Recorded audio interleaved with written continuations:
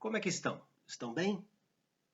Graças a Deus. É gostoso, né? Quando a gente telefona para alguém, manda um WhatsApp para alguém e fala assim: tudo bem? A gente fica esperando a resposta. Tô bem, graças a Deus. E você? Como é que você tá? Não é assim que a gente faz, né? A gente sempre pergunta: você tá bem?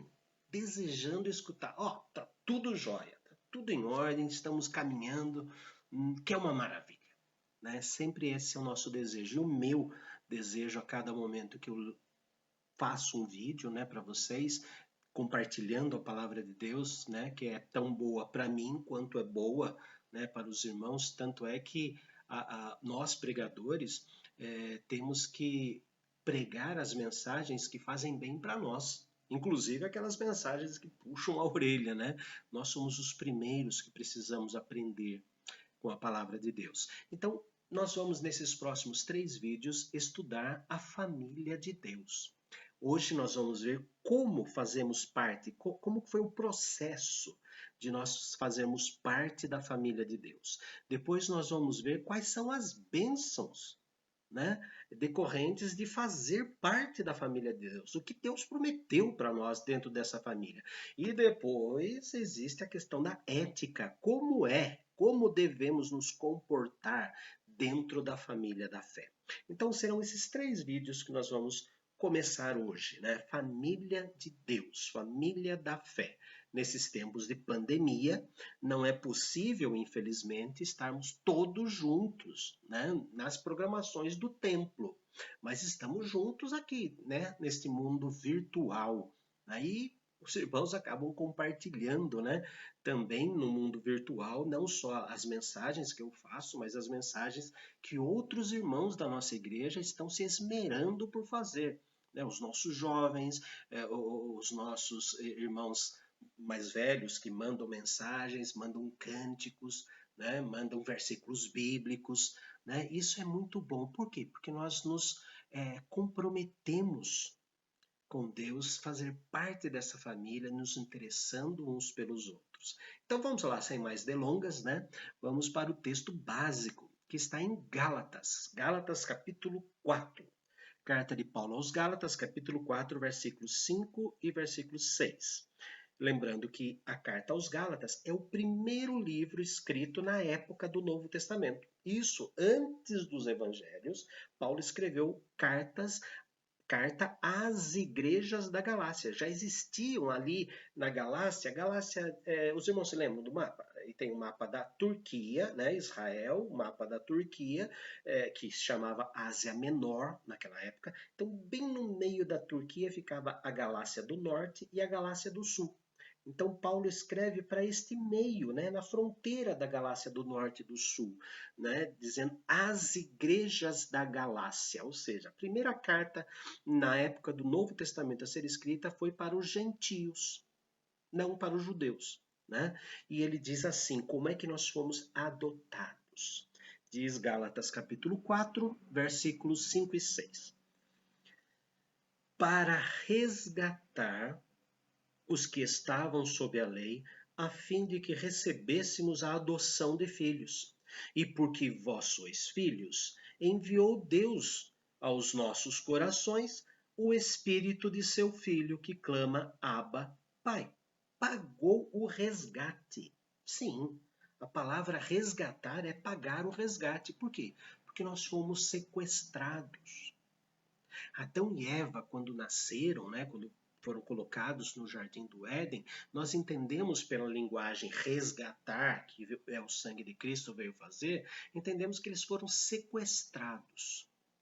Eles foram enganados, eles foram levados da presença de Deus pela tentação de Satanás. E Satanás criou a humanidade, né? Nós falamos o mundo jaz do maligno, né? Ele criou a humanidade como se fosse filho dele. E acabou fazendo nesse sentido, né, com que nós crescêssemos como filhos da desobediência. Paulo escreve isso aos Efésios capítulo 2. Depois leia lá, Efésios 2, de 1 a 10. Nós fomos criados como filhos da desobediência, filhos da ira. Né? Mas Deus nos resgatou, pagou o resgate. Por que Deus pagou o resgate? para nos fazer seus filhos ou porque já éramos seus filhos? Pagou o resgate porque já éramos seus filhos. Nós encontramos uma outra palavra muito bonita que está lá em Deuteronômio, capítulo 14. Deuteronômio, capítulo 14, versículo 2. Como é que começou esse processo de nos trazer, nos adotar? Né? Nós temos uma bela doutrina chamada doutrina da adoção. Não no sentido nosso do dia a dia, né? Onde eu vou, me inscrevo num determinado departamento para adotar uma criança, né, que não tem o meu sangue, que não tem a minha genética, mas eu adoto, digamos assim, um estranho para a minha família. Ao contrário disso, deste adotar no sentido brasileiro, vamos dizer assim, o adotar bíblico é Deus deu à luz a Adão e Eva, eles foram sequestrados e criados como filhos do diabo. Então, no Calvário, lá na cruz, ele paga o nosso resgate, nos toma de volta, rompe o cativeiro, nos toma de volta e agora precisa nos ensinar. Então, Deus nos tem porque ele nos fez e porque ele nos comprou, pagando o resgate. Então, é esse tipo de adotar, né? Agora passamos a ter o nome de filhos de Deus. Recebemos, vamos dizer assim, né? O sobrenome de Deus, mas ele teve que nos adotar, embora fôssemos filhos naturais de Deus. Não é confuso. É que Satanás nos sequestrou com o pecado, né? E fomos criados como filho do diabo. Quer dizer, nós éramos estranhos ao diabo, graças a Deus. Nós somos estranhos ao diabo. Mas como fomos criados como filhos dele, é que pecamos, é que erramos, então Deus nos compra de volta. Nós pertencemos a Deus duas vezes, porque ele nos fez e porque nos comprou. Então vamos lá. Aqui em Deuteronômio capítulo 14, versículo 2, diz assim: porque sois povo santo ao Senhor vosso Deus, e o Senhor vos escolheu de todos os povos que há sobre a face da terra, para lhe ser de seu povo próprio. Deus é dono de todos os povos da terra, queiram esses povos ou não. Mas ele nos escolheu, dentre todos, ele nos escolheu para ter um tratamento mais próximo de nós. Isaías, profeta Isaías, capítulo 43. Profeta Isaías, capítulo 43, versículo 1 diz assim: mas agora, assim diz o Senhor que te criou, ó Jacó, e te formou, gerou, ó Israel, não temas, porque eu te remi, eu fiz a redenção. Chamei-te pelo teu nome, tu és meu. Não só nos formou, como nos regenerou, nos redimiu, nos trouxe de volta e diz: você é meu, porque eu te fiz, eu te formei e porque te remi, te comprei. Né? Nós vemos que o primeiro lugar para fazer parte da família da fé, o primeiro passo, foi dado por Deus. Ele foi ao nosso encontro. Ele nos procurou, ele esteve conosco. E neste ato de nos comprar, desse ato de pagar o resgate, vemos em Romanos, capítulo 4, carta de Paulo aos Romanos, capítulo 4, versículos 16 e 17. 4, 16 e 17. Essa é a razão por que provém da fé, para que seja segundo a graça, a fim de que seja firme a promessa para toda a descendência, não somente ao que está no regime da lei, mas também ao que é da fé, que teve Abraão, porque Abraão é pai de todos nós, como está escrito: por pai de muitas nações te constituí. Gênesis 17, versículo 5. Perante aquele no qual creu, o Deus que vivifica os mortos e chama à existência as coisas que não existem. Mostra que ele então nos deu a graça, derramou sobre nós o bem que nós não merecíamos. Por quê? Porque sendo sequestrados por Satanás, vivendo na casa de Satanás, nós nos envolvemos, achamos que as coisas que Satanás ensinava eram coisas boas para nós. O egoísmo, a ganância, a rebeldia, a maldade. Tudo isso faz bem para o ego, mas não faz bem para a alma. Não faz bem para o nosso espírito, porque nós morreríamos. Nós estávamos já condenados. Nós gostávamos de viver conforme o diabo nos ensinava. A gente fica falando por aí, né? Eita, fulano tá do jeito que o diabo gosta. Nós gostávamos disso. Mas Cristo veio na cruz para pagar os nossos pecados e o Espírito Santo para mudar a nossa mente, metanoia, para transformar a nossa mente. A palavra noia é lá dentro da nossa mente, aquilo que raciocina. Então ele nos chamou, nos escolheu, nos chamou, derramou sobre nós a graça. Através de quem? Evangelho de João, capítulo 1, versículo 12. Todos nós somos filhos de Deus. Negativo. Nem todos os seres humanos são filhos de Deus. Nós não podemos generalizar. O mundo todo é filho de Deus. Não. A palavra de Deus em João, capítulo 1, versículo 12. João, capítulo 1, versículo 12, diz assim: Mas a todos quantos, pois, o receberam, deu-lhes o poder de serem feitos filhos de Deus, a saber, aos que creem no seu nome, os quais não nasceram do sangue, nem da vontade da carne, nem da vontade do homem, mas de Deus. O que ele está dizendo? Que só é filho de Deus aquele que, através do Senhor Jesus, aquele que recebe o Senhor Jesus no seu coração e Deus o transforma.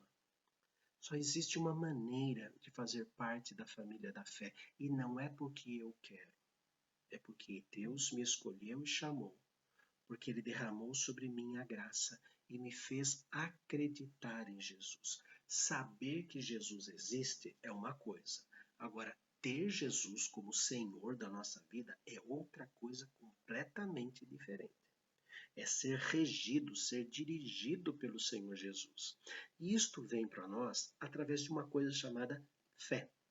Gálatas, capítulo 3, voltamos lá no livro, na carta aos Gálatas, capítulo 3, versículos de número, deixa eu ver aqui, versículo 7 e o versículo 26. Gálatas 3, 7 e 26.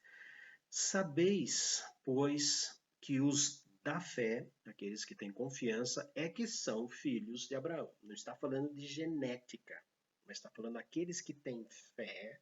Nós não falamos que Abraão é o pai da fé. Então, aqueles que têm fé, aqueles que confiam em Deus, são os verdadeiros filhos de Abraão. Não aqueles geneticamente que foram gerados por ele. Versículo 26. Pois todos vós sois filhos de Deus mediante a fé em Cristo Jesus. Eu sei que Jesus existe. Não basta. Eu tenho que ter confiança nele. Eu tenho que ter esperança nele. Eu tenho que fazer aquilo que ele me pede. Não é? Jesus mesmo disse, aqueles que me amam guardam os meus mandamentos. E o verbo guardar significa praticar. Praticam os meus mandamentos, os mandamentos do Senhor Jesus. Nem a fé é nossa. Efésios capítulo 2, aquele texto que eu pedi para lerem, Efésios capítulo 2, versículos 8 e 9, diz assim: Porque pela graça sois salvos, mediante através da fé. E isto, a fé, não vem de vós, é dom de Deus, não de obras para que ninguém se glorie. Ou seja, nem mesmo o ato de crer é nosso. O ato de crer em Jesus é um ato exclusivamente de Deus, porque Deus pagou o resgate na cruz do Calvário, nos trouxe, registrou, nos adotou e agora Ele coloca em nós a fé, a confiança nele e dia após dia Ele vem nos alimentando. Mais um detalhe, a presença de Deus na nossa vida aqui na Terra Romanos capítulo 8, Romanos capítulo 8, versículos 14 a 16. Romanos 8, 14 a 16. Pois todos os que são guiados pelo Espírito de Deus são filhos de Deus. Porque não recebestes o espírito da escravidão para viverdes outra vez atemorizados, mas recebestes o espírito de adoção, baseados no qual clamamos Abba, Pai. O próprio Espírito testifica com o nosso espírito que somos filhos de Deus. Como é maravilhoso ver que para fazer parte da família da fé, todas os caminhos, todo o caminhar, todo o desenvolvimento, todo o trabalho de nos trazer para a família da fé é de Deus. Nós não fazemos nada. Ele nos escolhe, Ele nos chama, Ele nos convence a dizer sim, Ele nos convence, Ele coloca em nós a fé. A fé não vem de nós, a fé é um dom de Deus, um presente que Deus dá. Ele nos faz crer nisso, Ele caminha conosco, Ele nos ensina a viver novamente esta vida. Como é bom, como é maravilhoso fazer parte da família da fé, porque Deus assim deseja. Como é bom, como é gostoso.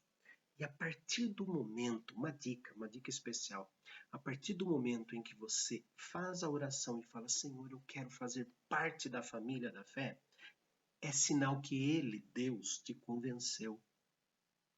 É sinal que Ele já entrou no seu coração e disse, você é meu. São nessas horas que nós fazemos aquelas orações de entrega. Né? Ó Senhor, apaga os meus pecados, ó Senhor, eu quero ser teu. É porque Ele já nos convenceu de que isso é bom. Isso nós chamamos de conversão. É um ato totalmente de Deus na nossa vida. Vamos orar agora, agradecendo a Deus porque todos os passos para nós entrarmos na família da fé foram dados por Ele. Ele faz tudo isso. É como Isaías fala no capítulo 41, ele nos toma pela mão direita e diz, não temas que eu te ajudo. Isaías 41, 13. Não temas porque eu te ajudo. É tão bom saber disso. Vamos orar e agradecer? Santo Deus, nós queremos agradecer muito, Pai bendito, porque o Senhor nos escolheu, o Senhor nos chamou, o Senhor derramou sobre nós a graça, o Senhor colocou em nós, através do Espírito Santo, a fé, a confiança para recebermos o Senhor Jesus. O Senhor continua em nós, ó Deus, como Espírito Santo, nos aconselhando, nos fazendo viver como membros da família da fé. Senhor, não permita que esta pandemia e a quarentena, Senhor, nos afaste uns dos outros.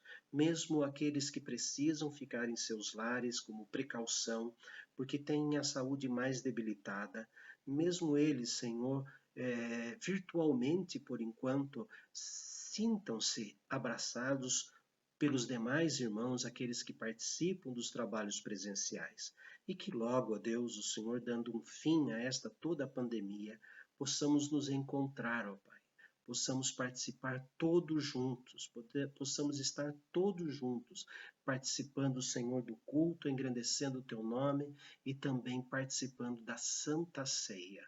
Aí sim, ó Deus, no dia em que todos nós estivermos juntos, nós vamos sentir o valor da Santa Ceia, um só corpo em Ti. Nós anunciamos que o Senhor morreu de uma vez por todas por nós, e que o Senhor está presente não nos elementos da ceia, mas dentro de nós, e o Senhor voltará. Que seja, Senhor, o nosso retorno da pandemia, para a Tua honra, glória e eterna adoração. Em nome de Jesus. Amém. Tenham todos um ótimo restante de dia. Que Deus abençoe ricamente a vida de cada um.